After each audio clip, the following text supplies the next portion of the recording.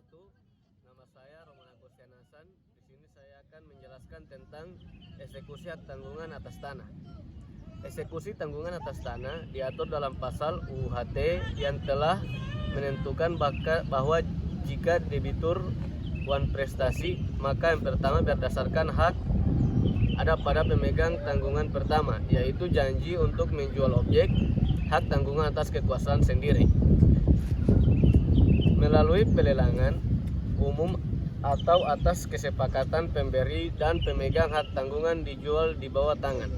Yang kedua, berdasarkan ira-ira terdapat dalam sertifikat hak tanggungan mempunyai kekuatan ekstraterial yang sama dengan keputusan hakim yang telah mempunyai kekuatan hukum yang tetap.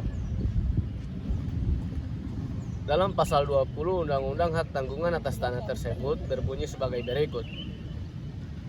Pada pasal 20 yang pertama, debit cedera janji, maka berdasarkan yang pertama, hak pemegang hak tanggungan pertama untuk menjual objek hak tanggungan sebagai dimaksud dalam pasal 6 atau detail ekstraterial yang terdapat dalam sertifikat hak tanggungan sebagaimana yang dimaksud dalam pasal 14 ayat 2. Objek hak tanggungan dijual melalui pelelangan umum menurut tata cara yang ditentukan dalam peraturan perundang-undangan.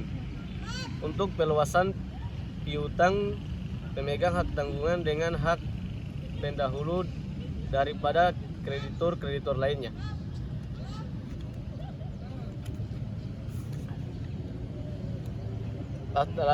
Dalam penjelasan pasal 20 dari Undang-Undang Hak Tanggungan tersebut dari rinci lagi sebagai berikut. Ayat 1, ketentuan ayat ini merupakan perwujudan dari kemudahan yang disediakan oleh undang-undang ini bagi para kreditor pemegang hak tanggungan dalam hal harus dilakukan eksekusi. Ayat 2, dalam hal penjualan melalui pelelangan umum diperkirakan tidak akan menghasilkan harga tinggi dengan menyimpang dari prinsip sebagai dimaksud dalam ayat 1. Ayat 3, persyaratan yang ditetapkan pada ayat ini dimaksud untuk melindungi pihak-pihak yang berkepentingan, misalnya pemegang hak tanggungan kedua, ketiga, dan kreditur lainnya dari pemberi hak tanggungan. Dalam pasal 4 itu sudah cukup jelas, dan yang kita lanjut dalam ayat 5, untuk menghindari pelelangan objek hak tanggungan, perluasan utang dapat dilakukan sebelum saat pengumuman lelang dikeluarkan.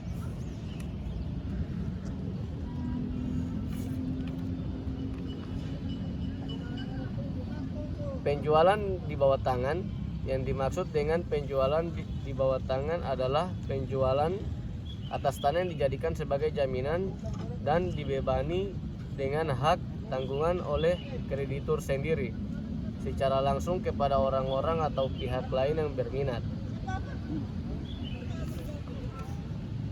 Pelaksanaan penjualan di bawah tangan dapat dilakukan jika debitur atau pemilik tanah yang dibebani hak tanggungan masih kooperatif dengan pihak bank. Oke, terima kasih. Itulah pemaparan materi dari saya. Lebih dan kurangnya saya mohon maaf. Wabillahi taufiq wal hidayah. Wassalamualaikum warahmatullahi wabarakatuh.